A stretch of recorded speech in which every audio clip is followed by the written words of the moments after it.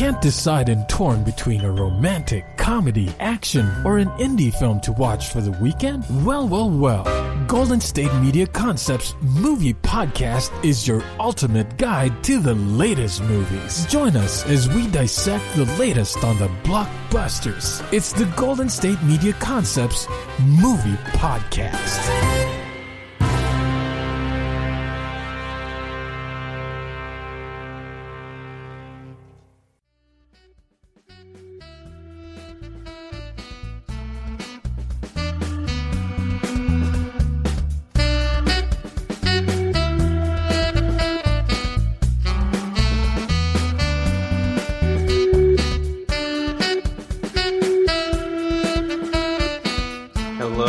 Hello, and welcome into the GSMC Movie Podcast, brought to you by the GSMC Podcast Network. I'm your host, Rich McDonough, and this episode should be coming to you in April. Another month has gone by, spring should be in full effect by now, and hopefully more and more people are getting their lives back to normal. And with the world getting back to normal, hopefully the film industry will follow suit. Hopefully this means more and more people going to theaters, and frankly, more and more movies being made that are interesting to talk about. I do appreciate everyone who has been listening to the podcast at this time, and it is nice to take a look at films that I traditionally wouldn't have taken a look at otherwise, but there are some films that frankly just have one interesting thing about them, and there have been even more that have nothing interesting about them. So I do thank everyone who has stuck with the podcast through this time. But as we get to warmer weather, even better films are coming out, and today I have found the best of the best that are coming out to begin the month of April. First, I'll be starting off with the Netflix original, which is based on a true story, The Concrete Cowboy, with the story of that film revolving around a father-son dynamic and how they can't see eye to eye, with a little bit of horse riding thrown into it. After that, I will be taking a look at the new Michelle Pfeiffer movie, The French Exit,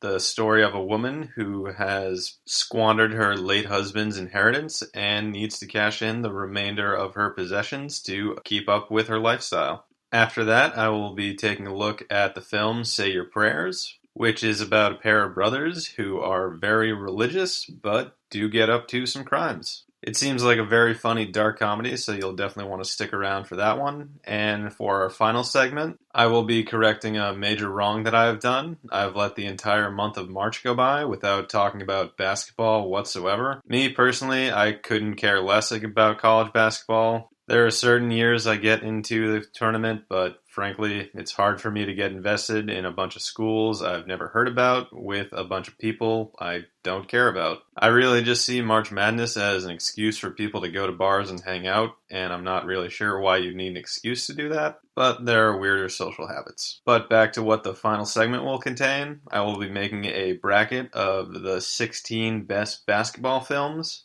and we will be having head-to-head matchups until we determine which is the greatest basketball film of all time. Be sure to check out our social media pages, Twitter and Instagram, as I will be releasing the bracket on those platforms. So if you are a movie fan, if you are a basketball fan, if you're a basketball movie fan, stick around until the end of the show where we will be talking about that entire genre to determine which is the best basketball movie of all time. But before we get into all that, I am going to talk about a film about cowboys that are keeping the tradition of the Old West alive in modern day Philadelphia. This Netflix original movie, The Concrete Cowboy, is based off the real organization, the Fletcher Street Urban Riding Club, which is an organization that teaches horse wrangling and riding to the youth. Now, this film obviously dramatizes events and really uses the idea of a horse wrangling club as a backdrop to a divisive father-son relationship that is really the emotional heartbeat of this story. And while there actually is a horse wrangling club in northern Philadelphia, it's a pretty good metaphor for a father-son relationship where the son really doesn't want to be like his father, believes his father's way of doing things is played out, and and for those reasons, he feels he doesn't have to listen to his father. So it's hard to imagine a better metaphor for a relationship like that than a cowboy in a modern city. But to give you a quick synopsis of the film, the main character of Cole, who is played by Caleb McLaughlin, goes to live with his estranged father, whose name is Harp,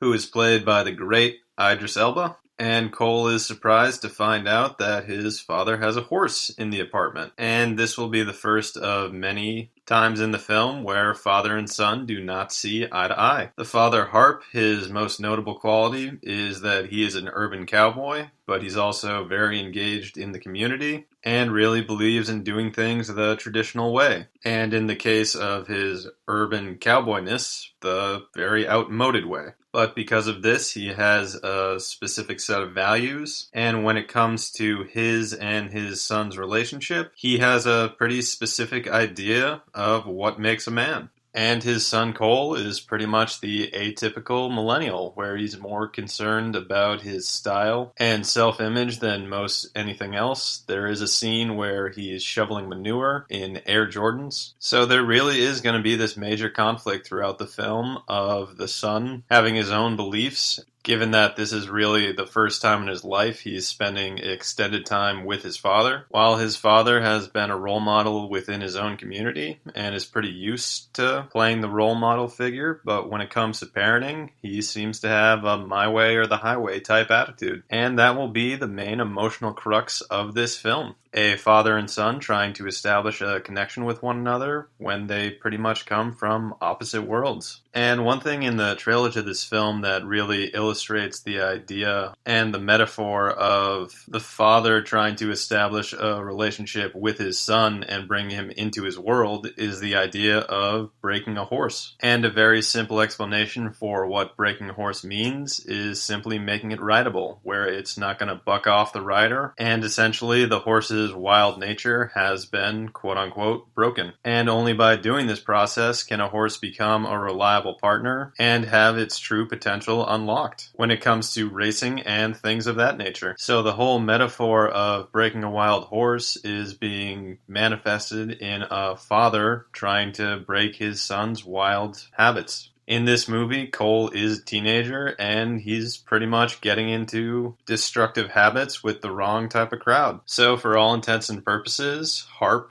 has to break his son Cole, and this is going to come through tough love. He's got to really essentially beat the wildness out of him so that he can become a figure that others view as reliable, and so that Cole can actualize his potential. So the premise of this film may be a little strange when you first hear it, about an urban cowboy who participates in teaching people how to wrangle and ride horses in the middle of a city. But in many ways, that makes it the perfect metaphor for fatherhood. And I know we live in an age where gender identity and gender politics are ever changing and ever fluid, but in the traditional sense, especially from a storytelling standpoint, there is no figure in American culture that personifies masculinity more so than the cowboy. That figure is supposed to be rugged, tough, and self-reliant, which are traits that have been associated with masculinity, or I guess I should say traditional masculinity. And a common thing said about the American millennial is that they are soft, they really can't exist without their phone, and their priorities are completely out of whack with what is actually important in life. And as with anything, there is some truth to that. It's kind of hard when you've grown up with the modern conveniences that exist in America today, where not only is information so accessible, but really, if you look hard enough, you can acquire pretty much any product or thing that you need. So the main character of Cole experiencing this culture shock of not only his father living with a horse in the house, but when he arrives at the house for the first time, his bed is only a sofa. So right off the bat, when he's exposed to this cowboy world, he is asked to rough it for seemingly the first time in his life. And I'm sure that the filmmakers are trying to say a lot with him being raised by his mother, that he is a bit soft, as a commentary on traditional femininity, in addition to saying that the flaws with traditional masculinity are that he was estranged from his father because the cowboy, or quote-unquote personification of masculinity, is flawed to the point where they're too self-reliant and too independent, and are flawed in the sense that they are seemingly incapable of having a vulnerable side and caring for their offspring. So that is my interpretation of what the essential message of the film is, and not to get bogged down in gender politics or gender identity, but even though this story focuses on a father-son relationship and a father essentially trying to make a man out of his son, it really is just a movie about parenting in general, and how parents want to teach their kids how to be self-reliant, develop a work ethic, have good values, act with integrity, have good morals, and grow up to be an ethical human being that contributes to society. And choosing to tell that story in a setting where there is this group of people that for some reason have decided to keep up the tradition of wrangling and riding horses when they're living in the midst of a major American city is, in a very bizarre way, the perfect metaphor for telling that story. In Concrete Cowboy, the city is supposed to represent how society is ever-changing and ever-developing, and Cole is supposed to be a product of that change and development. He has been born into a world where he expects certain things and views things very differently than previous generations. And when he sees his father sticking to outmoded traditions such as horseback riding, he feels validated that he has a better idea of how to handle his life than his father. On the other hand, he's overlooking that there could be value in living a simplistic lifestyle and upholding traditions of the past. Because while human societies are going to continuously be developing and changing, there are still going to be these core principles of what makes a good human being. And while Idris Elba's character of Harp is a little rough around the edges, he is trying to impart to his son some positive qualities. He is attempting to show him what it's like to be part of a community instead of being so self-involved. He's trying to teach him determination by bringing him into the world of horse riding and wrangling, which is an activity that requires a bunch of grit and determination. And he is trying to push his son outside of his comfort zone, because whatever the life he had while living with his mother was, as you get older in the world, things are only going to get harder, so you have to build up a certain level of resiliency. And by trying to indoctrinate his son into the world of essentially being a cowboy, this is essentially the best way he knows how to teach his son these lessons. And that message that the film is trying to relay to the audience, that even though we live in a modern world, there are traditional methods of doing things that, despite having gone out of style and essentially being obsolete, can still teach you a lot and help you grow into a well-rounded human being. Where in our modern society, with the world literally being at our fingertips, there are not as many opportunities or learning experiences where someone can overcome a hardship or develop a certain level of resiliency, so that when a person inevitably faces a hardship in life, they're not prepared or equipped to deal with it. So I really believe that's going to be the main character Cole's journey throughout this film, having to develop a certain level of resilience while being indoctrinated into his father's lifestyle. And I think that his father's main journey throughout the film is going to be understanding the point of view that his son is coming from. Again, Cole has not grown up around his father, so not only is this going to be an educational experience for him, it's going to be an educational experience for his father, because he is going to learn what challenges and what issues modern teenagers are dealing with. And while he is an active member in the community, this will be the first time he has someone with these issues in his own home. So seeing this father-son dynamic develop and play out throughout the film is going to be quite interesting to watch. So, for all of those interested, the film is Concrete Cowboy, and it will be available on Netflix starting April 2nd. As I mentioned earlier in the segment, it stars Idris Elba as the father, Harp, and he is the titular Concrete Cowboy. His son Cole is played by Caleb McLaughlin, who fans of the Netflix original series Stranger Things will recognize him as Lucas St. Clair. Also in the film is the rapper with a good amount of acting credits to his name, Method Man, and the talented Lorraine Toussaint is also in the film, who most people will probably recognize from Selma, where she played Amelia Botten. The film is directed by Ricky Staub and produced by Lee Daniels. And by all accounts, the film is tremendous. It's receiving rave reviews. It already has a 78% approval rating on Rotten Tomatoes. So once again, if you are interested, the film will be debuting on Netflix Friday, April 2nd. Right now, however, we are going to be taking a quick break on the GSMC Movie Podcast. But don't go anywhere, because coming up, we are going to be talking about the new Michelle Pfeiffer film, The French Exit, the film about a woman who has already spent the inheritance of her late husband and needs to sell the remainder of her possessions to keep up with her lifestyle. And be sure to stick around until the end of the show, because even though it took us till the month is over to get into March Madness, we are going to be ranking the top 16 greatest basketball films of all time. We will be putting them into a bracket and arguing the merit that each of them has over the other until one final winner is finally crowned as the greatest basketball film of all time. There will be a method to this madness in terms of how we seed the different films and the criteria of what makes one film better than the other. So stick around till the end of the show and we'll fill you in on that. But also be sure to stick around until the next segment, because the GSMC Movie Podcast will be right back. Want to know the latest and hottest music hitting the airwaves? Don't be left out. Listen to the Golden State Media Concepts Music Podcast. It keeps you on the loop with everything you need to know from pop, rock, hip-hop, and the top 40. And we'll throw in news of your favorite artists, concert and tour dates, and so much more. Listen no further, because this is the gold standard in music podcast.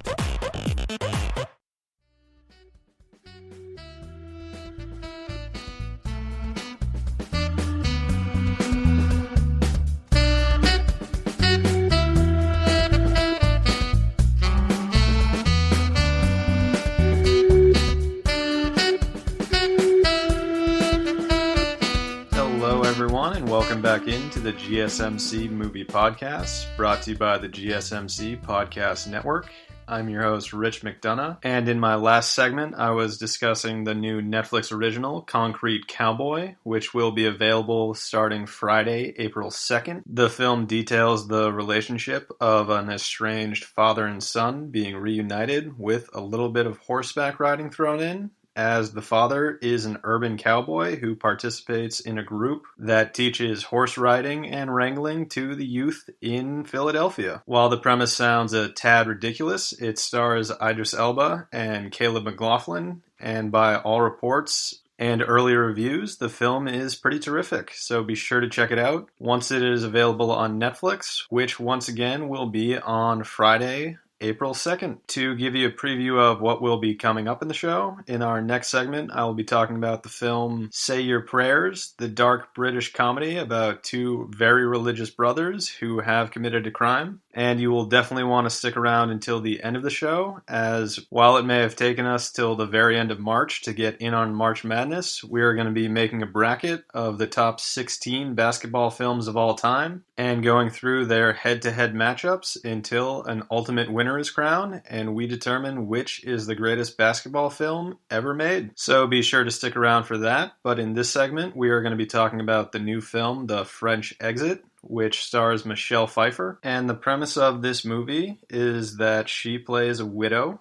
who has spent all the inheritance she got from her late husband. And when asked what her strategy was for managing this money, her response is, "I plan to die before the money ran out." So I guess, unfortunately for her, she is still alive, yet she has no money. In response to this, she has to sell pretty much all of her remaining possessions. And of course, the next logical step after that is to take what little money she has left, move to France with her son and cat, who, by the way, she believes is the reincarnation of her late husband, and thus we have the main premise for the film, The French Exit. And this film is very much carried by Michelle Pfeiffer's performance as Frances Price, a truly unlikable yet very charismatic character, and much of the humor in this film is derived from just the cringy situations that she gets herself into, and how blunt her interactions with other characters are in this film, which is really just a credit to Michelle Pfeiffer that at the age of 62 she's still turning in incredible performances and has been able to remain a mainstay in American pop culture for so long. She really has reached iconic status, and one story I have heard about her is that during the 2012 Olympics in London, she was in a box with the musicians Bruno Mars and Vance Joy for some reason, and somehow it came to the point where they bet on the winner of an event, and the wager was, if that person won the event, that Michelle Pfeiffer's name would be worked into different songs, and as a result of that wager, her name was worked into Vance Joy's song Riptide, and the incredibly iconic line, Michelle Pfeiffer, that white gold, from the Bruno Mars hit Uptown Funk. So Michelle Pfeiffer has really proven to be timeless and transcend all forms of media. And she really seems to be the highlight of the film The French Exit. In an interview she gave with Seth Meyers, she said that she could tell how good the film was going to be when she was reading the script for the first time, which isn't always the case when you get a new project. But she said that the writer, Patrick DeWitt, who wrote both the book and the screenplay for The French Exit, has such a unique writing style where you're able to see that his characters are at the same time ludicrous, very funny, completely outlandish, but at the same time there is that fragility that you can identify with, and you can ultimately relate to this character despite them being so outlandish and over the top. So she was intrigued by the character from that aspect, but she was also somewhat intimidated on taking on this role, mostly because this character is from such a different background than her. But ultimately what pulled her into the role was the fact that the material was so great, and she thought it would be really fun to play someone who just says whatever is on their mind, while also adding that great material seems to just infuses a performer with a level of energy that, despite admitting that she was a little depleted when starting the film, the quality of material that she was given just helped her summon up this tremendous performance. And helping her make this amazing performance and tell this story is the actor Lucas Hedges, who plays her son. Most people will probably know him from his Academy Award nominated role in Manchester by the Sea, but in this film, The French Exit, he plays somewhat of a directionless figure that does not have the best relationship with his mother and really carries a deep-seated hatred for his deceased father. And when I mentioned this film being built around the humor of really just the uncomfortableness of moments, I did watch a clip of this film, and it's between the two of them right after they've hosted a dinner party, and they decide while within earshot of their guests to dive into some pretty heavy issues. Michelle Pfeiffer's character decides to start the conversation off by saying, "I don't think that it's fair that you carry around this deep-seated hatred for your father." And as the conversation progresses, the son asks his mother, "Why did you have me in the first place?" Completely ignoring the fact that they have an apartment full of dinner guests, she decides to elaborate and tells him that it was unplanned, and the main reason she kept him in the first place was because she thought it would be one final attempt to salvage the connection between her and her husband. So it has to be fun to be told that you were a mistake. The only reason your mother kept you was as an ill-fated attempt to revive the connection between her and her husband, and that when she saw your face for the first time, she had never been hurt by anything else in her life so much, because your face was a combination of her and her husband. So imagine being told all this while there are witnesses to observe it. That is the type of emotional tone that the movie The French Exit gets into. But it's not all heavy-hitting emotions. There is a bit of whimsy to this film. As I mentioned earlier, the cat in this film is supposed to be the reincarnation of Michelle Pfeiffer's character's husband. That isn't just something that exists inside the mind of her character. This cat actually talks on screen. And it is very humorous that the woman who once played Catwoman in the old Batman Returns film is now in a movie where she is carrying around a talking cat that is the reincarnation of her late husband. So this film, The French Exit, has a lot of interesting components working for it, from the strained relationship between the mother and the son, Michelle Pfeiffer's character seemingly being incapable of adhering to social convention, all the way down to the talking cat. The film, The French Exit, is really supposed to be an emotional roller coaster carried by the performance of Michelle Pfeiffer. So if anyone is interested in that type of film, I definitely encourage you to check it out. The film will debut in theaters nationwide April 2nd. But for those of you listening to this podcast in either LA or New York, you could have possibly already seen the film as it debuted in those markets all the way back on February 12th. So now that the rest of the country has caught up, anybody who wants to enjoy the film The French Exit can go see Michelle Pfeiffer turn in one of her best performances. So I think I have covered everything I wanted to on the film The French Exit. But one thing I realized I did not do this episode is the opening segment, where I usually go over a film from the book 1001 Movies to See Before You Die. I guess I just got caught up in all the excitement of the idea I had to make a bracket out of all the greatest basketball movies ever made. But I will make it up to you now, and we're going to go over the film Raging Bull. And for anyone who is listening and wondering how I come up with which movie to talk about on each specific episode, I really just open the book at random and choose from the films on that page.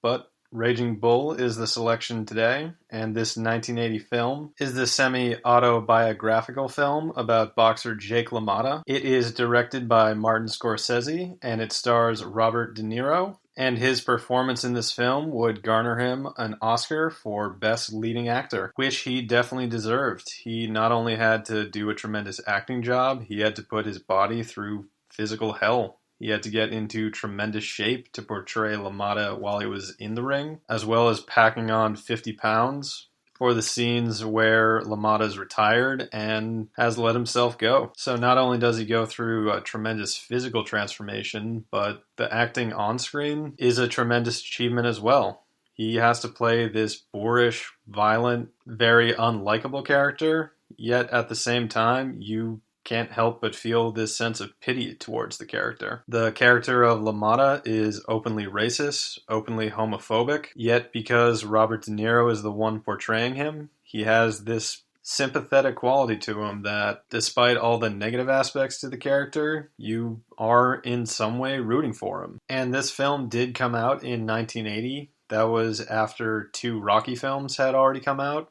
And where Rocky is the lovable underdog story where you really empathize with the character and you just are naturally rooting for them and on their side, this film is really described as the anti-Rocky, where Raging Bull examines the seedy underbelly of professional boxing, and where Rocky is a lovable character with a heart of gold that is fighting because it's the only way he knows how to make a living. Jake LaMotta is a violent individual, and it's easy for him to get in the ring and to fight. And to contrast the 2 films even more, Rocky is centered around this really heartwarming relationship between Rocky and Adrian. LaMotta is an abusive husband that commits domestic violence. And pardon the pun, but Raging Bull doesn't pull any punches when it comes to the traumatic emotions that are portrayed on screen. But not only is the story on screen incredibly emotional, the way it's told is visually stunning. And there are times where I think movies that are shot in black and white mainly use it as a gimmick, but the use of it in Raging Bull really illustrates the fact that LaMotta is essentially an outmoded type of human being. He is a man of primitive emotions who has to use violence in order to get what he wants. So this film is extremely satisfying from an artistic point of view, but it also has some of the best choreographed boxing scenes of any movie you'll see. So there are just so many reasons to check out this film, from the cast that includes Robert De Niro and Joe Pesci in what would be the first of many collaborations between the two. Kathy Moriarty puts in a tremendous performance as LaMotta's wife, and this is when Martin Scorsese was really in his heyday. So to anyone looking for a classic film to check out, I highly recommend you check out Raging Bull. And I am sorry that I did not get to this segment at the beginning of the show. I will be sure to do better next time and bring you people what you want right off the bat. But right now, I'm going to take a quick break on the GSMC Movie Podcast, but don't go anywhere, as coming up, I'm going to talk about the new film, Say Your Prayers.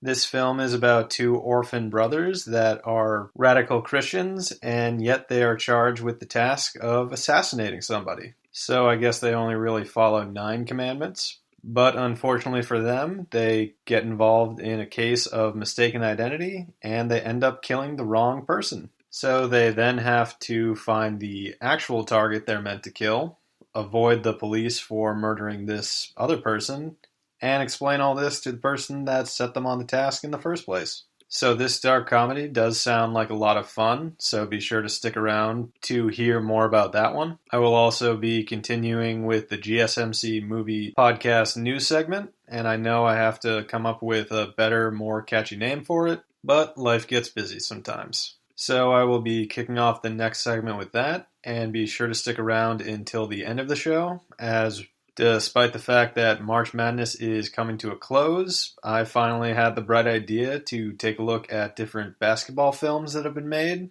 and put them into a bracket to determine what is the greatest basketball movie ever made. During this segment, I'm going to be talking about films like Semi-Pro, He Got Game, White Men Can't Jump, Air Bud, Coach Carter, Glory Road, and of course the iconic Space Jam, of which the sequel is set for release later this year, July 16th to be exact. But it will be a lot of fun matching up different basketball movies and putting them head to head in the bracket, just to give a little preview of how the method to this madness is going to work. The seating in this bracket is going to be determined by the film's IMDb ranking, and there will be multiple factors on what determines what film moves on and advances over another. The quality of the movie, of course, will be taken into consideration, as well as the cast members involved in the film, the sheer iconic status that the film has achieved, and of course how realistic the basketball in the film is portrayed on camera. So a film like Blue Chips, which stars Shaquille O'Neal and Penny Hardaway, will earn major points in that category because when making the movie, they essentially just told them, play basketball for real. And the basketball that you see in that movie actually translated into Shaquille O'Neal telling the general manager of the Orlando Magic that they needed to draft Penny Hardaway. So be sure to stick around. All that and more is coming up on the GSMC Movie Podcast, and we will be right back. Tired of searching the vast jungle of podcasts? Now listen close and hear this out. There's a podcast network that covers just about everything that you've been searching. The Golden State Media Concepts Podcast Network is here. Nothing less than a podcast bliss with endless hours of podcast coverage. From news, sports, music, fashion, cooking, entertainment, fantasy, football, and so much more. So stop lurking around and go straight out to the Golden State Media Concepts Podcast Network. Guaranteed to fill that podcast itch. Whatever it may be. Visit us at www.gsmcpodcast.com. Follow us on Facebook and Twitter, and download us on iTunes, SoundCloud, and Google Play.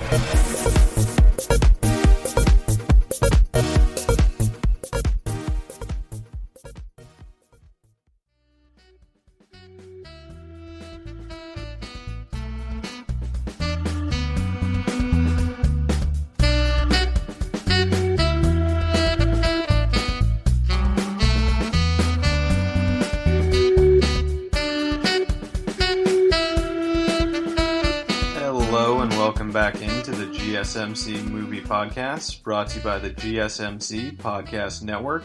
My name is Rich McDonough, and I'm your host. On my last segment, I talked about the new film, The French Exit, starring Michelle Pfeiffer, where she plays a Manhattan socialite who has spent up all of her inheritance from her late husband. Now that this has happened, she decides to sell all of her remaining possessions, pack up with her son, who, let's just say they have a complicated relationship, and move to Paris. Hence the title, The French Exit.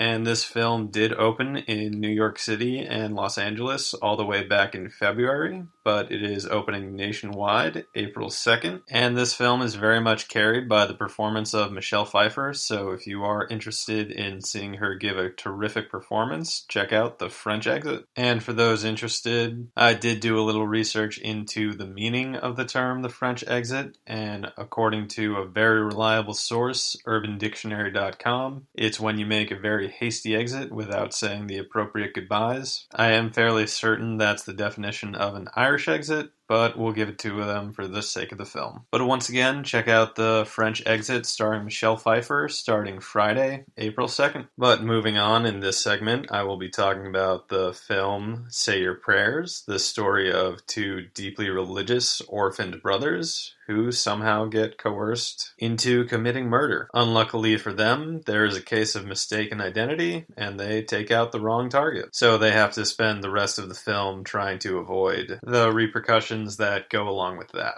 And be sure to stick around until the end of the show, for in the next segment, I will be doing something that I realized it took me till all the way through the end of March to think of, and that is to make a bracket of the best basketball movies of all time, match them up head to head, and determine which is the best basketball movie ever made. So that segment will be a lot of fun. I'll go over the criteria of how I rank the different films and how they are given the nod over other films. So you are definitely going to want to stick around for that. But right now we are going to have another installment of the GSMC Movie Podcast News Report. And I know, I am still trying to think of an alternate title that has not been copyrighted. But I will kick off this segment by notifying people of a slew of delays that have been announced. First off, the Mortal Kombat movie is being moved back a week. Originally scheduled to come out April 16th, this film is being moved back a week to come out April 23rd, and the main reason for this is the studio Warner Brothers that made Mortal Kombat does not want to cannibalize its own market, and they would like to space out the tentpole blockbusters they have a little bit more so they can ultimately make more money. So for that reason, they want the Mortal Kombat films released a little bit further away from the new Godzilla vs. Kong film that is already raking in a ton of money internationally. The second major film that is delaying its release is the sequel to Venom, There Will Be Carnage. Directed by Andy Serkis, this film was originally supposed to come out September 17th. It is also delaying itself 1 week, and the reason for this also appears to be financially motivated, because it appears the studio is trying to give itself ample space on both sides of this release date. The studio appears to want to insulate itself as much as it can from James Gunn's Suicide Squad sequel that will be released August 6th, but this delay does bring it closer to the long-awaited Dune movie, so I'm not really sure what the rationale in moving back this movie 1 week really was. But there you have it, Venom, There Will Be Carnage. It will be released September 24th. And there was a recent article in Variety about a film that Venom, There Will Be Carnage would have originally debuted against, and that is Disney's Death on the Nile. And I encourage everybody to go read the article in Variety, because it's really looking at the tough place that Disney has really put in with all the controversy surrounding one of the film's stars, Armie Hammer. And I know I don't want to make this segment all about celebrity gossip, but this story really just transcends the film industry and is really just a crazy story in general. And for those unfamiliar with the story, I'll give you a brief, really surface level idea of what's happening with him. Recently, allegations have been alleged against him for committing violent sexual assault against a woman in 2017.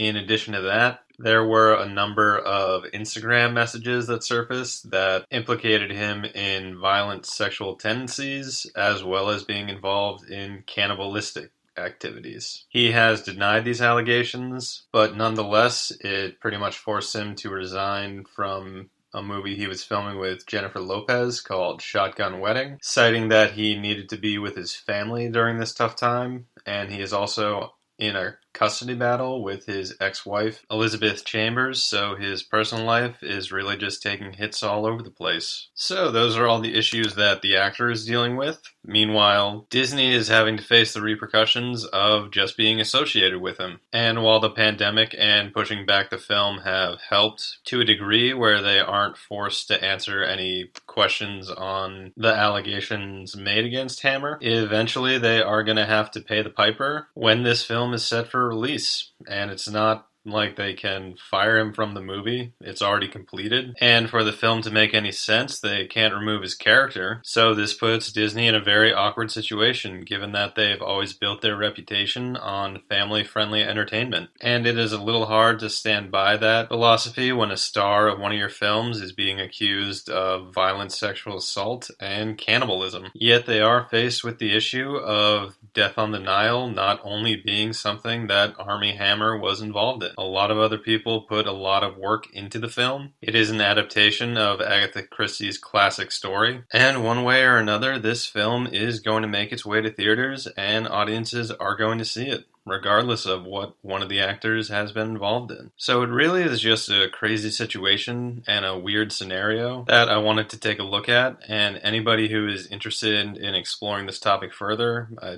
definitely encourage you to read the article that was in Variety, and there is no shortage of material on this topic out there. So if you are looking for a story that is stranger than fiction, I recommend checking it out. And on that note, I guess we will bring this segment of the GSMC Movie Podcast News Report to a close, and we will get back to talking about new releases. And the one I want to talk about in this segment is the new European film, Say Your Prayers. I did give a brief synopsis when opening the segment, but I will recap it for anyone who missed it.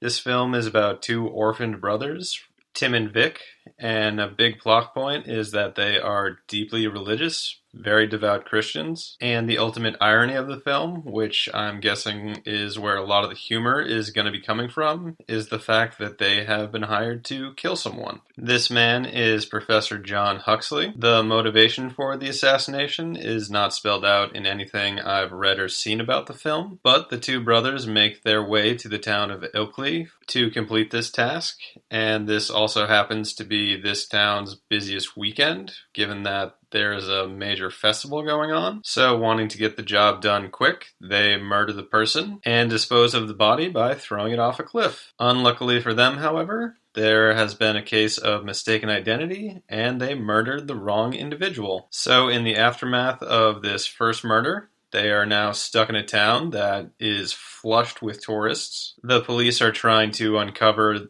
who committed the first murder, and they are still attempting to carry out the original assassination so as to not disappoint the person who set them on this task, who is also going to be arriving in the town to check their progress. So from everything I've seen and read about this film, the premise sounds incredibly entertaining, and all the humor that's going to be derived from two devout Christians that are supposed to be all about peace and love, while at the same time these two main characters are clearly capable of committing very heinous acts of violence. So this dark comedy should present a lot of entertainment value, and it really seems like one of those stories like the show Arrested Development, where so much of the plot moving along and so much of the humor just comes from the insane amount of miscommunication between the characters. So if you are a fan of something like Arrested Development and that type of humor, the movie Say Your Prayers will be right up your alley. And I do have to amend something that I said earlier in the podcast. I said that the motivation for this murder is very unclear. It turns out that this village is hosting a literary festival,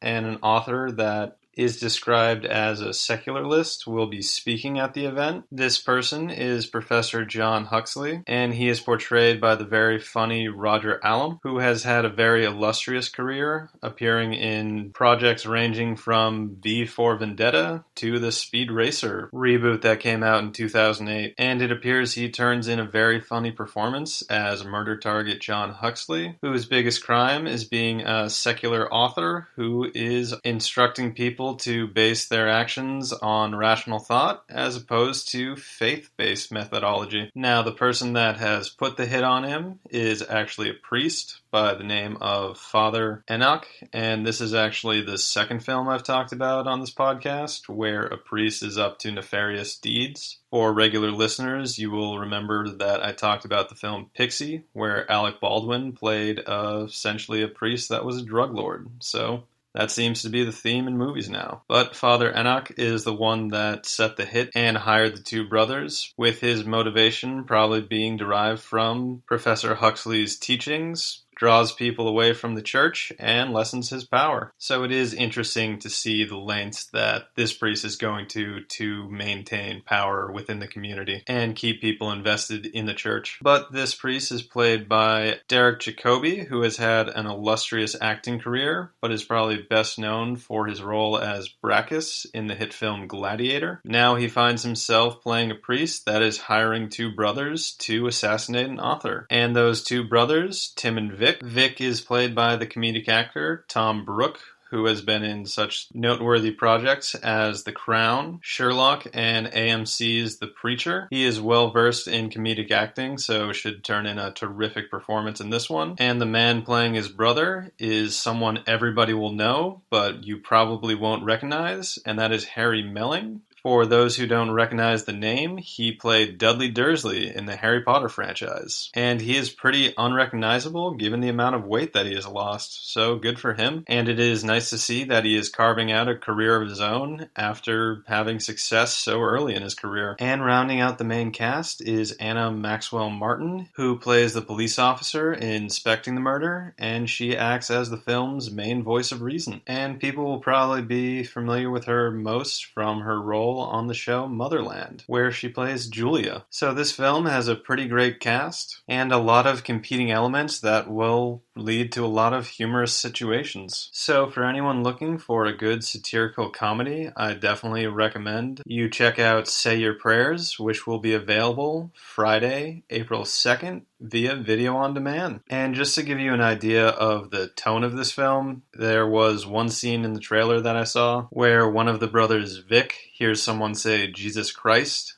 and because this is blasphemy and taking the Lord's name in vain, he gets really pissed off and goes to attack this person. So it's just hilarious that someone who is so deeply religious that they even take some of the smaller aspects of Christianity, like using the Lord's name in vain, super seriously, yet they are okay with committing murder. Once again, these brothers must only be following 9 of the commandments. And again, the movie appears very funny, so to anyone who is looking for a good laugh, I recommend you check out Say Your Prayers. But right now, we are going to take a break on the GSMC movie podcast, but be sure to stick around because coming up, we are going to do something that it took me till the beginning of April to realize I should probably be doing some cross-promotion with March Madness. So coming up in our next segment, we are going to do March Movie Madness, where we are going to take a look at all the greatest basketball films ever made. And I do use the term greatest loosely. I guess I should really refer to this as the most popular basketball movies of all time.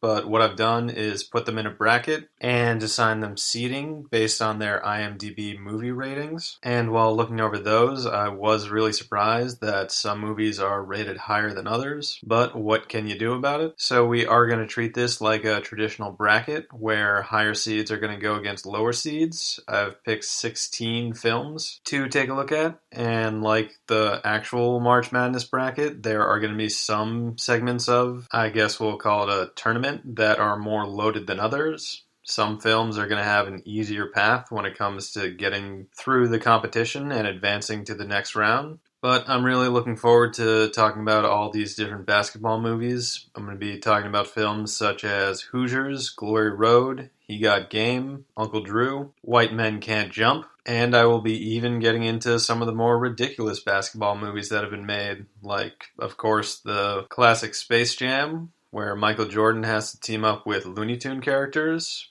like Mike, where Little Bow Wow is a 12-year-old playing in the NBA, and the Disney original film Double Team, which is based on an actual set of twins that made it to the WNBA. So don't go anywhere. The GSMC Movie Podcast will be right back.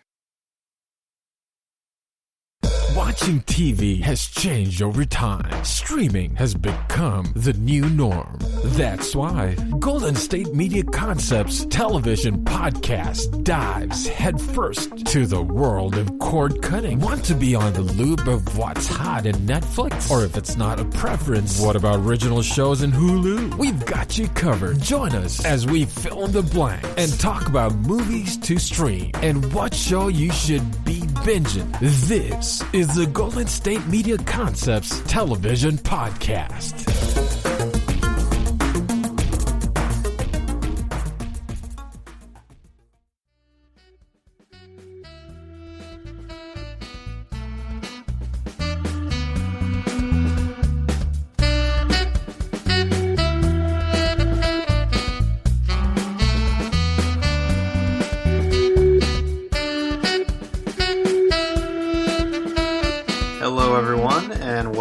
Into the fourth and final segment of the GSMC Movie Podcast, brought to you by the GSMC Podcast Network. I'm your host, Rich McDonough, and in the last segment, I finished talking about the film Say Your Prayers, the film about a pair of orphan brothers that are deeply religious, yet not above committing murder, as it would seem. So this film follows the story of these two devout Christian brothers being recruited by a priest to kill a secularist author, but unfortunately for them, they kill the wrong target. And the rest of the film is spent dealing with the repercussions of those actions. So for anyone in the mood for a dark comedy, I recommend you check out Say Your Prayers, which will be available starting Friday, April 2nd, via video on demand.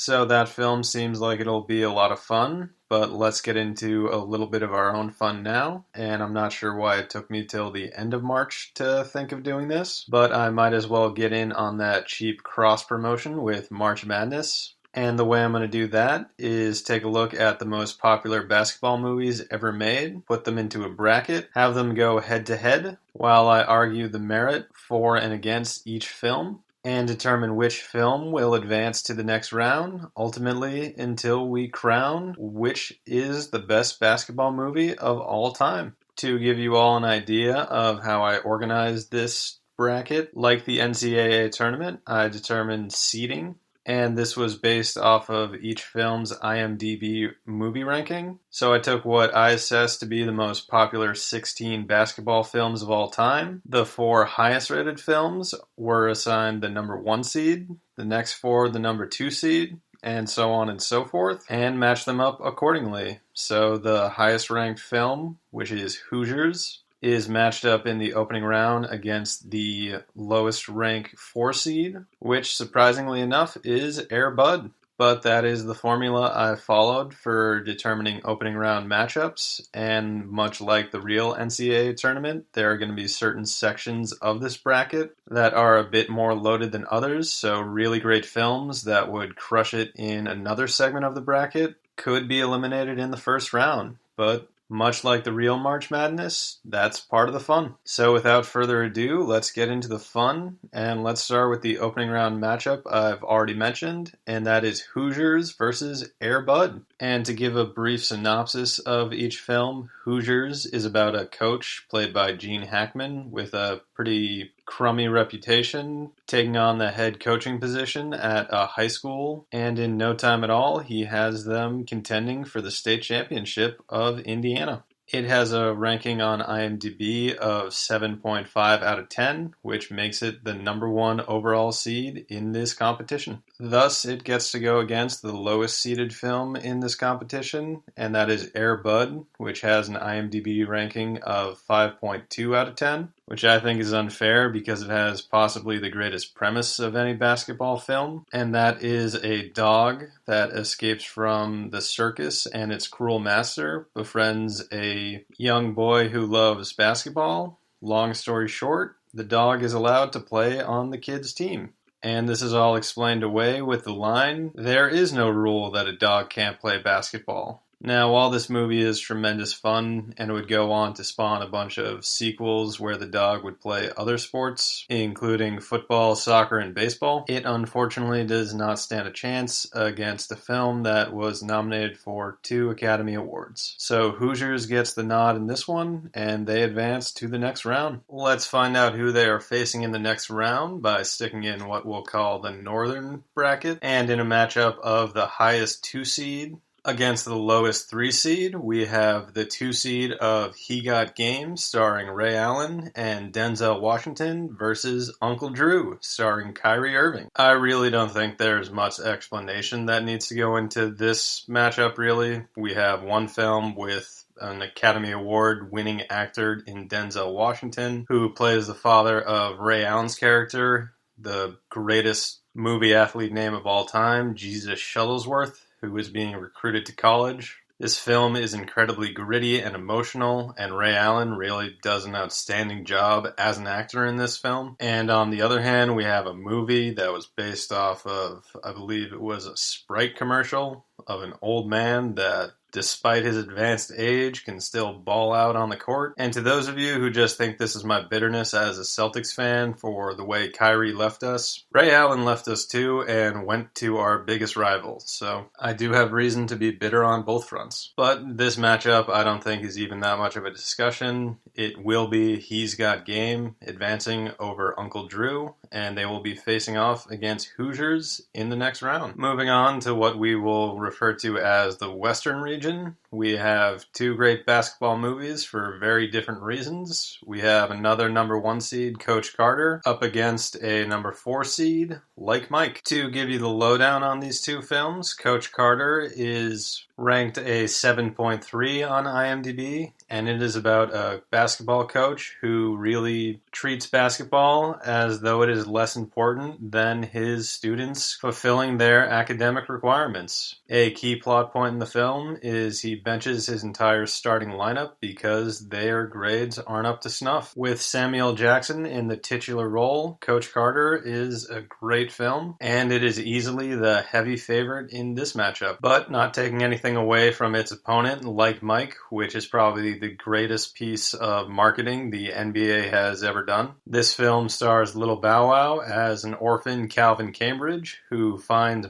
an old pair of Michael Jordan's shoes, and after the shoes are struck by lightning, they give him the ability to play like Mike. This ultimately leads to him playing in the NBA for the fictional Los Angeles Knights, and this film features NBA talents such as Chris Webber, Jason Kidd, Steve Nash, Allen Iverson, and Dirk Nowitzki. It is an incredibly fun family film, but unfortunately it comes up just short because it is very hard to top the emotional tenor that is set by its opponent, Coach Carter. So in this matchup, we have Coach Carter advancing in the Western bracket, where they will be going up against the winner of our next matchup, the recent Ben Affleck film, The Way Back, and the Disney original classic, Double Teamed. Now, The Way Back is actually one of the last films I saw in theaters before the pandemic hit.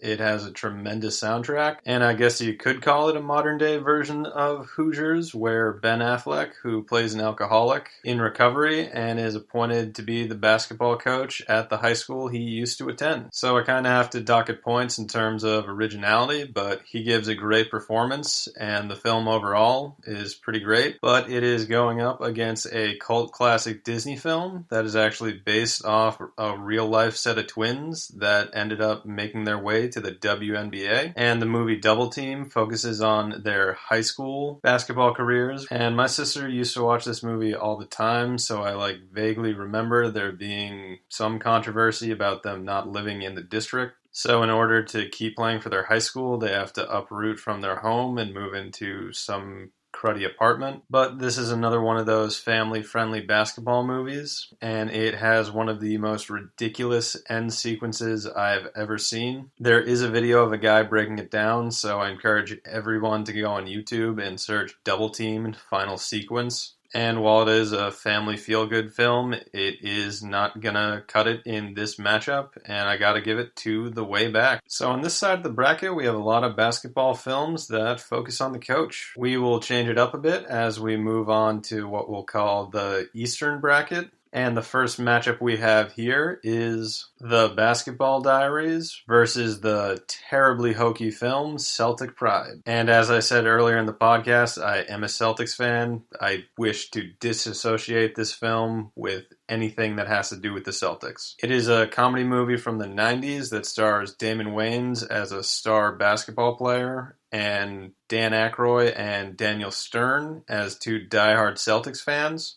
And they have the bright idea to kidnap Damon Wayans' character so that the Celtics are locked to win the championship. But it's not all bad because Damon Wayans' character understands their passion and learns a little bit about how basketball is not an individual sport. So it's got a heartwarming message, and isn't that nice? But unfortunately for Celtic Pride, it is going up against The Basketball Diaries, which stars Leonardo DiCaprio and Mark Wahlberg as two extremely talented high school basketball players, but unfortunately they fall into a life of drug addiction. The film is incredibly emotional, and both Wahlberg and DiCaprio turn in great performances in their very young careers. And for that, we have The Basketball Diaries advancing over Celtic Pride. Next up, we have one of the more fun matchups. We have White Men Can't Jump versus Teen Wolf. White Men Can't Jump is the classic featuring Wesley Snipes and Woody Harrelson, where the pair play a street ball team that are hustling other teams that don't believe Woody Harrelson's character is any good at basketball because he is white, and because of this reverse prejudice, they win some money. And their opponent is the Michael J. Fox campy 80s comedy Teen Wolf, where he plays a character that is half werewolf, and this just so happens to manifest itself during the basketball season. And apparently being a werewolf makes you incredibly good at basketball. So the wolf leads his high school team on a run to the championship, but unfortunately he can no longer transform into the werewolf, and his high school team has to realize their potential as a unit in order to win. It is incredibly campy, it is an incredibly silly premise, and they even brought it back and revived it as a series. But all that won't get them out of the first round because White Men Can't Jump will be advancing here. Moving on to the Southern bracket, we have Glory Road up against the movie Semi-Pro. And the Southern bracket may be the most competitive just by the overall quality of movies. Glory Road, for instance, is the film about the true story of the 1966 NCAA champion team from Texas Western, which was the first team to have a majority African-American roster. It tells an incredible story, gets deeply emotional, and the basketball in it is pretty well done as well. Semi-Pro, on the other hand, is just a good old time. It's a Will Ferrell movie where he plays an owner slash player slash coach of an ABA franchise, and he is tasked with getting his team into fourth place so they have a chance of being absorbed by the NBA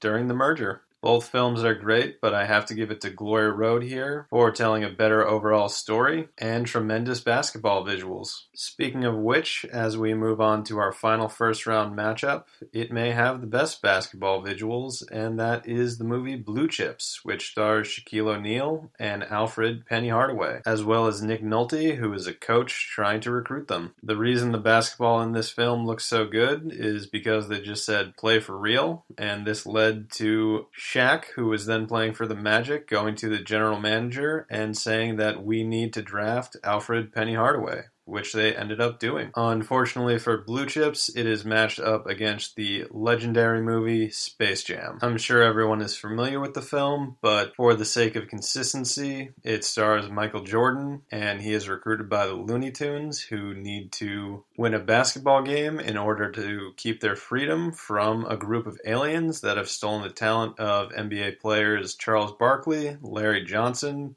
Patrick Ewing, Muggsy Bogues, and Sean Bradley. Thoughts and prayers with Sean Bradley, by the way. It is a ridiculous premise, but that does not stop it from advancing in this matchup. So we have Space Jam advancing over Blue Chips. So here we are down to the Elite Eight, and why don't we just stick with the South bracket where we have Space Jam going up against Glory Road. And I have to tell you, this is a very difficult decision. Glory Road has a tremendous story to tell. Great acting and great basketball choreography. Unfortunately, it just can't compete with the sheer iconic status that Space Jam possesses, and for that reason, Space Jam will be moving on to the Final Four. Let's find out who they will be facing out of the Eastern bracket. And we have White Men Can't Jump versus The Basketball Diaries. And while I will say The Basketball Diaries is probably the better film, this is really a movie about drug addiction.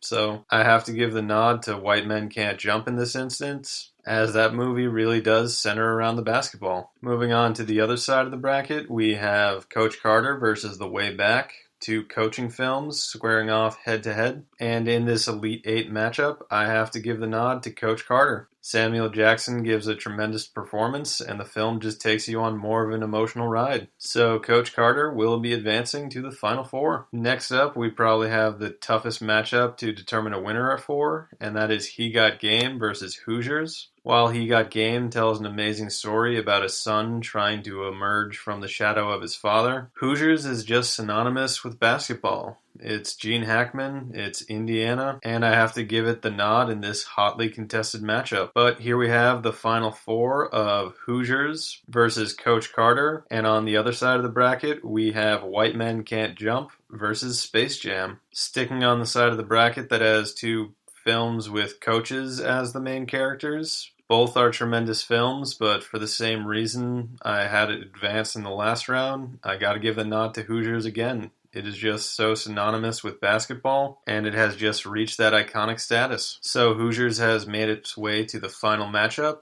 Let's find out who they're going against as we determine which film is better between White Men Can't Jump and Space Jam. Both are classic 90s films, but just again for the sheer iconic status that it has reached, and it is a film that features Michael Jordan himself, I have to give the nod to Space Jam on this one. And so here we are in the championship game, so to speak, with our two final films, Hoosiers and Space Jam. Both are synonymous with the basketball genre, but once again, I gotta give it to the film that features the greatest basketball player of all time. That would, of course, be Michael Jordan, and the film he starred in was Space Jam. So there you have it. My choice for the greatest basketball film of all time is Space Jam. I'm sure a lot of people disagree, but feel free to hit me up on my social media pages. I will be tweeting out the bracket, but for now, I have to say this has been a lot of fun, and that will pretty much do it for me on the GSMC Movie Podcast, brought to you by the GSMC Podcast Network. I do want to thank all my listeners, and be sure to subscribe to the podcast so you're always notified when a new episode is released. Also, if you could write us a nice review, those really help us a lot, and be sure to interact with us on our social media pages, Facebook, Twitter, and Instagram. I've been your host, Richard McDonough, and that will do it for this episode of the GSMC Movie Podcast. You've been listening to the Golden State Media Concepts Movie Podcast, part of the Golden State Media Concepts Podcast Network. You can find this show and others like it at www.gsmcpodcast.com. Download our podcast on iTunes, Stitcher, SoundCloud, and Google Play. Just type in GSMC to find all the shows from the Golden State Media Concepts Podcast Network, from movies to music, from sports to entertainment, and even weird news. You can also follow us on Twitter and on Facebook. Thank you, and we hope you have enjoyed today's program.